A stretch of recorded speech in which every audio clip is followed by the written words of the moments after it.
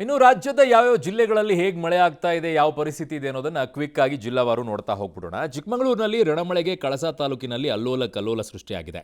ಕುದುರೆಮುಖ ಗುಡ್ಡಗಾಡು ಪ್ರದೇಶದಲ್ಲಿ ಭಾರೀ ಮಳೆಯಿಂದಾಗಿ ಭದ್ರಾ ನದಿ ಉಗ್ರ ರೂಪವನ್ನು ಪಡ್ಕೊಂಡಿದೆ. ಭದ್ರೆಯ ಅಬ್ಬರಕ್ಕೆ ಹೊಲ, ಗದ್ದೆ, ತೋಟ, ರಸ್ತೆಗಳ ಜಲಾವೃತವಾಗ್ಬಿಟ್ಟಿದೆ. ಸಂಶಯ ಸಮೀಪದ ಮಾಕೋಡು ಗ್ರಾಮದ ಕಬ್ಬಿಣದ ಕಾಲು ಸಂಕವೇ ಜಲಾವೃತವಾಗೋಗ್ಬಿಟ್ಟಿದೆ. ಜೋಗಿ ಕುಂಬ್ರಿಯಲ್ಲಿ ಭೂಕುಸಿತವಾಗಿ ತೋಟಕ್ಕೆ ಮಣ್ಣು ಜರುಗಿದೆ. ಜಾಂಬಳೆ ಸಮೀಪ ಸೇತುವೆ ಮೇಲೆ ನೀರು ಹರಿದಿದೆ. ಕಳಸಾ ಕಾರ್ಕಳ ರಾಜ್ಯ ಹೆದ್ದಾರಿ ಬಂದ್ ಆಗಿದೆ. ವಾಹನ ಸವಾರರು ಪರದಾಡಿದ್ದಾರೆ.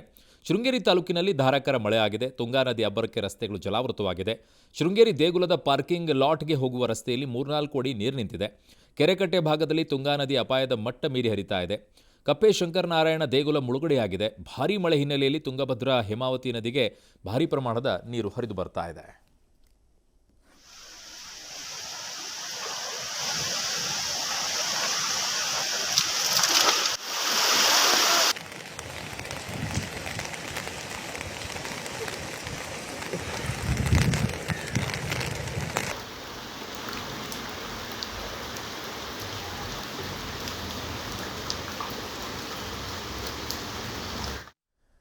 ಶಿವಮೊಗ್ಗದಲ್ಲಿ ಅಬ್ಬರದ ಮಳೆ ಮತ್ತು ತೀರ್ಥಹಳ್ಳಿ, ಹೊಸನಗರ, ಸಾಗರ ಭಾಗದಲ್ಲಿ ಭಾರೀ ಮಳೆ ಆಗ್ತಾ ಇದೆ. ತೀರ್ಥಹಳ್ಳಿಯಲ್ಲಿ ತುಂಗಾ ನದಿ ಉಪನದಿ ಮಾಲತಿ ಹೊಳೆ ಉಕ್ಕಿ ಹರಿತಾ ಇದೆ. ಪರಿಣಾಮ ಆಗುಂಬೆ ಸಮೀಪದ ನಾಬಳ ಸೇತುವೆ ಬಂದ್ ಆಗಿದೆ. ಮಾಲತಿ ಹೊಳೆಯ ನೀರಿನಲ್ಲಿ ಕಾರಿನಲ್ಲಿ ಸಿಲುಕಿದ್ದ ಹೊನ್ನಾವರ ಮೂಲದ ಕುಟುಂಬವನ್ನು ಸ್ಥಳೀಯರು ರಕ್ಷಣೆ ಮಾಡಿದ್ದಾರೆ. ಅದಂತೂ ಅದ್ಭುತ. ಬಟ್ ಆ ಹರಿಯುವಂಥ ನೀರಲ್ಲಿ ಯಾಕೆ ಗಾಡಿ ತೊಗೊಂಡೋದ್ರೂ ಗೊತ್ತಾಗಲಿಲ್ಲ. ತುಂಗಭದ್ರಾ ಹಾಗೂ ಶರಾವತಿ ನದಿಯ ಒಳಹರಿವು ಹೆಚ್ಚಳವಾಗಿದೆ. ತುಂಗಾ ಡ್ಯಾಂನ ಒಳಹರಿವು ಏಕಾಏಕಿ 52,000 ಕ್ಯೂಸೆಕ್ಗೆ ಏರಿದರೆ 53,000 ಕ್ಯೂಸೆಕ್ ನೀರು ನದಿಗೆ ಬಿಡಲಾಗ್ತಾ ಇದೆ. ಲಿಂಗನಮಕ್ಕಿ ಡ್ಯಾಂನ ಒಳಹರಿವು ಕೂಡ 38,183ಕ್ಕೆ ಏರಿಕೆಯಾಗಿದೆ. ಕಳೆದ 24 ಗಂಟೆಯಲ್ಲೇ ಲಿಂಗನಮಕ್ಕಿ ಡ್ಯಾಂಗೆ 3 TMC ನೀರು ಬಂದಿದೆ ಅಂತ. ಅಬ್ಬಾ, 3 TMC ನೀರು. ಭದ್ರಾ ಡ್ಯಾಂನ ಒಳಹರಿವು 12,983ಕ್ಕೆ ಏರಿಕೆಯಾಗಿದೆ.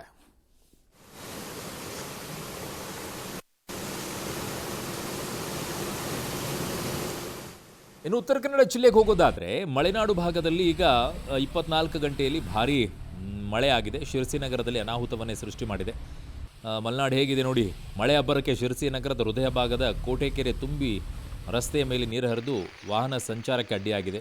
ಶಿರಸಿ ನಗರದ ಸಮೃದ್ಧಿ ನಗರ, ಹುಬ್ಬಳ್ಳಿ ರಸ್ತೆಯ ಶ್ರೀಧರ ನಗರ, ಅಯ್ಯಪ್ಪ ನಗರದ ಚೌಡೇಶ್ವರಿ ಕಾಲೋನಿಗಳಲ್ಲಿ ನೀರೆಲ್ಲ ನಿಂತು ಮನೆಗಳಿಗೆ ನುಗ್ಗಿದೆ. ಹಲವು ಕಡೆ ಜಲಾವೃತವಾಗ್ಬಿಟ್ಟಿದೆ. ಕೆಂಗ್ರೆ ಹೊಳೆ ತುಂಬಿ ಪ್ರವಾಹ ನಿರ್ಮಾಣವಾಗಿದೆ. ತೋಟ, ಕೃಷಿ ಭೂಮಿ, ಮನೆಗಳೆಲ್ಲ ಜಲಾವೃತವಾಗಿವೆ ಅಂತ. ಇನ್ನು ಕೊಡಗು ಜಿಲ್ಲೆಗೆ ಹೋಗೋದಾದರೆ ಕೊಡಗಿನ ತಲಕಾವೇರಿ, ಭಾಗಮಂಡಲ, ಬ್ರಹ್ಮಗಿರಿ ವ್ಯಾಪ್ತಿಯಲ್ಲಿ ಭಾರೀ ಮಳೆ ಆಗ್ತಾ ಇದೆ. ಕಾವೇರಿ ನದಿ ನೀರಿನ ಮಟ್ಟದಲ್ಲೂ ಗಣನೀಯ ಏರಿಕೆಯಾಗಿದೆ. ಭಾಗಮಂಡಲದಲ್ಲಿ ಕಾವೇರಿ, ಕನ್ನಿಕೆ ಹಾಗೂ ಸುಜೋತಿ ನದಿಗಳ ತ್ರಿವೇಣಿ ಸಂಗಮ ಸಂಪೂರ್ಣ ಭರ್ತಿಯಾಗಿದೆ. ಮಡಿಕೇರಿ ಭಾಗಮಂಡಲ, ನಾಪೋಕ್ಲು ಭಾಗಮಂಡಲ ರಸ್ತೆ ಮೇಲೆ 3 ಅಡಿ ನೀರು ನಿಂತಿದೆ. ಹಾರಂಗಿ ಡ್ಯಾಂಗೆ ಹೆಚ್ಚಿನ ನೀರು ಬರ್ತಾ ಇದೆ. ಮಡಿಕೇರಿಯ ಮದಿನಾಡು ಗ್ರಾಮದಲ್ಲಿ ಕೊಪ್ಪಡ್ಕ ರಾಮಯ್ಯ ಎಂಬುವರ ಮನೆಯ ಹಿಂಭಾಗದಲ್ಲಿ ಭಾರೀ ಪ್ರಮಾಣದ ಗುಡ್ಡ ಕುಸಿತವಾಗಿದೆ. ಮನೆಯಲ್ಲಿ ಯಾರೂ ಇರದ ಕಾರಣ ಏನು ಜೀವಹಾನಿ ಆಗಿಲ್ಲ. ಮದೆನಾಡು ಗ್ರಾಮ ಪಂಚಾಯಿತಿಯ ವ್ಯಾಪ್ತಿಯ 2ನೇ ಮೊಣ್ಣಂಗೆರೆ ಗ್ರಾಮದ ಶಾಲಾ ರಸ್ತೆಯಲ್ಲಿ ಗುಡ್ಡ ಕುಸಿತವಾಗಿದೆ. ಮಡಿಕೇರಿ ನಗರದ ಸುಬ್ರಹ್ಮಣ್ಯ ನಗರದ ಸ್ಫಟಿಕ ಲೇಔಟ್ನಲ್ಲಿ ನಿರ್ಮಾಣ ಹಂತದಲ್ಲಿದ್ದ ಮನೆಯ ಬೃಹತ್ ತಡೆಗೋಡೆ ಏಕಾಏಕಿಯಾಗಿ ಕುಸಿದು ಬಿದ್ದುಬಿಟ್ಟಿದೆ. ಇದು ಕೊಡಗಿನಲ್ಲಿ. ಇನ್ನು ದಕ್ಷಿಣ ಕನ್ನಡ ಜಿಲ್ಲೆಗೆ ಹೋಗೋಣ. ಇಲ್ಲಿ ಬೆಳ್ತಂಗಡಿ ತಾಲೂಕಿನಲ್ಲಿ ಭಾರೀ ಮಳೆಯಾಗಿದೆ. ಮುಂಡಾಜೆ ಮತ್ತು ಧರ್ಮಸ್ಥಳ ಸಂಪರ್ಕಿಸುವ ರಸ್ತೆಯಲ್ಲಿ ಗುಡ್ಡ ಕುಸಿತವಾಗಿದೆ. ವಾಹನ ಸಂಚಾರ ಸಂಪೂರ್ಣ ಬಂದಾಗಿದೆ. ಉಡುಪಿ ಜಿಲ್ಲೆಯಲ್ಲೂ ಕೂಡ ಇವತ್ತು ಮತ್ತು ನಾಳೆ ಆರೆಂಜ್ ಅಲರ್ಟ್ ಘೋಷಣೆ ಮಾಡಲಾಗಿದೆ. 5ನೇ ದಿನ ಮೀನುಗಾರಿಕೆಗೆ ಎಚ್ಚರಿಕೆಯನ್ನು ನೀಡಲಾಗಿದೆ, ಹೋಗಬೇಡಿ ಅಂತ ಹೇಳಿದ್ದಾರೆ. ಇನ್ನು ಬೆಳಗಾವಿ ಜಿಲ್ಲೆಗೆ ಹೋಗೋದಾದರೆ ನೀರು ಪೂರೈಸುವಂಥ ಬೆಳಗಾವಿ ನಗರಕ್ಕೆ 0.58 TMC ಸಾಮರ್ಥ್ಯದ ರಕ್ಕಸಕೊಪ್ಪ ಡ್ಯಾಮ್ ಭರ್ತಿಗೆ 2 ಅಡಿ ಬಾಕಿ ಇದೆ. 2 ಗೇಟ್ಗಳ ಮೂಲಕ ಮಾರ್ಕಂಡೇಯ ನದಿಗೆ ನೀರು ಹೊರಬಿಡಲಾಗ್ತಾ ಇದೆ. ಅದೇನು 1 TMCನೂ ಇಲ್ಲ, ಚಿಕ್ಕದು. ಇನ್ನು ಕಲಬುರಗಿ ಜಿಲ್ಲೆಗೆ ಹೋಗೋದಾದರೆ ಮಹಾರಾಷ್ಟ್ರದ ಉಜ್ಜನಿ ಜಲಾಶಯದಿಂದ ನಿತ್ಯ 40,000 ಕ್ಯೂಸೆಕ್ ನೀರನ್ನು ಭೀಮಾ ನದಿಗೆ ಬಿಡಲಾಗ್ತಾ ಇದೆ. ಇದರ ಪರಿಣಾಮ ಕಲಬುರಗಿಯ ಅಫಜಲ್ಪುರದ ಸೊನ್ನಾ ಬ್ಯಾರೇಜ್ನಿಂದ ಸಹ 40,000 ಕ್ಯೂಸೆಕ್ ನೀರು ಭೀಮಾ ನದಿಗೆ ಬಿಡಲಾಗ್ತಾ ಇದೆ. ಆ ಕಡೆಗೆ ರಾಯಚೂರು ಜಿಲ್ಲೆಗೆ ಹೋಗೋದಾದರೆ ರಾಯಚೂರಿನ ನಾರಾಯಣಪುರ ಜಲಾಶಯಕ್ಕೆ 1.1 ಲಕ್ಷ ಕ್ಯೂಸೆಕ್ ನೀರು ಹರಿದು ಬರ್ತಾ ಇದೆ.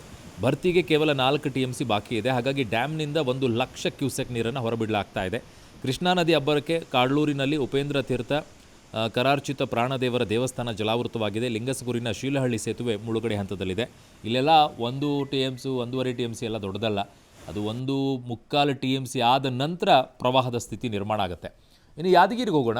ಯಾದಗಿರಿ ಜಿಲ್ಲೆಯಲ್ಲಿ ಗುರುಸಣಗಿ ಬ್ಯಾರೇಜ್ನಿಂದ 50,000 ಕ್ಯೂಸೆಕ್ ನೀರನ್ನು ಭೀಮಾ ನದಿಗೆ ಬಿಡಲಾಗ್ತಾ ಇದೆ. ಉಕ್ಕಿ ಹರಿಯುವ ನದಿಯಲ್ಲಿ ಜನ ಮೀನು ಹಿಡಿಯುವ ಹುಚ್ಚು ಸಾಹಸವನ್ನು ಮಾಡಿದ್ದಾರೆ. ಏನು ಮಾಡೋಕ್ಕಾಗುತ್ತೆ ಇವರಿಗೆ? ಕೇಳ್ತಾರೆ ಇವರು? ಕೇಳಲ್ಲ. ಇವತ್ತು ಚಿಕ್ಕಬಳ್ಳಾಪುರದ ಚೇಳೂರು ತಾಲೂಕಿನ ನಾರೆ ಮದ್ದೇಪಲ್ಲಿ ಗ್ರಾಮದ ಬತ್ತಿದ ಕೆರೆಯಲ್ಲಿ ಮಳೆಗಾಗಿ ಮುಸ್ಲಿಮರು ವಿಶೇಷ ನಮಾಜ್ ಅನ್ನು ಮಾಡಿದ್ದಾರೆ.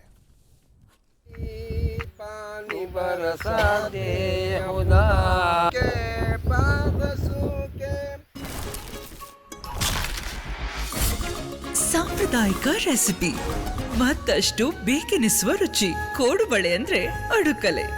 ಇನ್ನು ತಮಿಳುನಾಡಿಗೆ ನೀರು ಹರಿಸದಂತೆ ಕಾವೇರಿ ನೀರನ್ನು ಆಗ್ರಹಿಸಿ ಬೆಂಗಳೂರು ಸೇರಿ ರಾಜ್ಯದ ಹಲವೆಡೆ ಇವತ್ತು ಕೂಡ ಕನ್ನಡ ಸಂಘಟನೆಗಳು ಪ್ರತಿಭಟನೆ ಮಾಡಿವೆ. ಬೆಂಗಳೂರಿನಲ್ಲಿ ಕರವೇ ಮಹಿಳಾ ಘಟಕ ಗಾಂಧಿನಗರದಿಂದ ಫ್ರೀಡಂ ಪಾರ್ಕ್ವರೆಗೆ ಖಾಲಿ ಕೊಡ ಹಿಡಿದು ಮೆರವಣಿಗೆಯನ್ನು ನಡೆಸಿದ್ದಾರೆ. ಇದೇ ವೇಳೆ ಕರ್ನಾಟಕ ಬಂದ್ಗೆ ನಮ್ಮ ಬೆಂಬಲ ಇಲ್ಲ ಅಂತ ಕರವೇ ಮಹಿಳಾ ಘಟಕದ ಅಧ್ಯಕ್ಷೆ ಶ್ವೇತಾಗೌಡ ಅವರು ಹೇಳಿದ್ದಾರೆ. ಮಂಡ್ಯ ರಕ್ಷಣಾ ವೇದಿಕೆ ಸಂಜೆ ವೃತ್ತದಲ್ಲಿ ಟೀ ಕಾಯಿಸಿ ವಿಜಯ ರಾಜ್ಯಕ್ಕೆ ಬರೋದು ಬೇಡ, ಗೋ ಬ್ಯಾಕ್ ವಿಜಯ್ ಅಂತ ಘೋಷಣೆ ಎಲ್ಲ ಕೂಗಿದ್ದಾರೆ. ಇನ್ನು ರಸ್ತೆಯಲ್ಲಿ ರೈತರು, ಮುಸ್ಲಿಮರು ಕೂಡ ಹಳೆ ಮೈಸೂರು ಬೆಂಗಳೂರು ಹೆದ್ದಾರಿಯನ್ನು ತಡೆದರು. ಯಾವುದೇ ಕಾರಣಕ್ಕೂ ತಮಿಳುನಾಡಿಗೆ ನೀರು ಹರಿಸಬಾರದು, ನಾಳಿನ ಸರ್ವಪಕ್ಷದ ಸಭೆಯಲ್ಲಿ ಎಲ್ಲ ಶಾಸಕರು, ಸಂಸದರು ಭಾಗಿಯಾಗಬೇಕು ಅಂತ ಒತ್ತಾಯ ಮಾಡಿದರು. ಚಾಮರಾಜನಗರದಲ್ಲಿ ರೈತ ಹಿತರಕ್ಷಣಾ ಸಮಿತಿಯು ಭುವನೇಶ್ವರಿ ವೃತ್ತದಲ್ಲಿ ಖಾಲಿ ಬಿಂದಿಗೆ ಹಿಡಿದು ಪ್ರತಿಭಟನೆಯೆಲ್ಲ ಮಾಡಿದರು. ತಮಿಳುನಾಡು ಸಿಎಂ ವಿಜಯ್ ಭಾವಚಿತ್ರ ಸುಡೋಕೆ ಯತ್ನಿಸಿದಾಗ ಪೊಲೀಸರು ತಡೆದರು. ಕರ್ವೆ ನಾರಾಯಣಗೌಡ ಬಣ ಹಾಸನನಗರದ ಜಿಲ್ಲಾಧಿಕಾರಿ ಕಚೇರಿ ಎದುರು ಪ್ರತಿಭಟನೆ ಮಾಡಿದರು. ಖಾಲಿ ಕೊಡಗಳನ್ನು ಮುಂದಿಟ್ಟುಕೊಂಡು CWRC, CWMA ವಿರುದ್ಧ ಘೋಷಣೆಗಳನ್ನು ಕೂಗಿದರು. ಒಂದು ವೇಳೆ ನೀರನ್ನು ಹರಿಸಿದರೆ ಮುಂದಿನ ದಿನಗಳಲ್ಲಿ ಉಗ್ರ ಹೋರಾಟ ಮಾಡೋದಾಗಿ ಎಚ್ಚರಿಕೆ ಕೊಟ್ಟರು. ತುಮಕೂರಿನಲ್ಲೂ ಕೂಡ ಕರವೇ ಪ್ರತಿಭಟನೆ ಮಾಡಿದರು. ಬೆಳಗಾವಿ ನಗರದ ಚೆನ್ನಮ್ಮ ಸರ್ಕಲ್ನಲ್ಲಿ ಕರವೇ ಶಿವರಾಮೇಗೌಡ ಬಣದ ಕಾರ್ಯಕರ್ತರು ಅರೆಬೆತ್ತಲೆ ಪ್ರತಿಭಟನೆ ಮಾಡಿದರು. ಕಾವೇರಿ ನಮ್ಮದು, ಮಹದಾಯಿ ನಮ್ಮದು, ಕೃಷ್ಣ ನಮ್ಮದು ಅಂತ ಅಡಿಬರಹದ ಖಾಲಿ ಬಿಂದಿಗೆ ಹಿಡಿದು ಮಳೆಯಲ್ಲೇ ಪ್ರತಿಭಟನೆಯನ್ನು ಮಾಡಿದರು.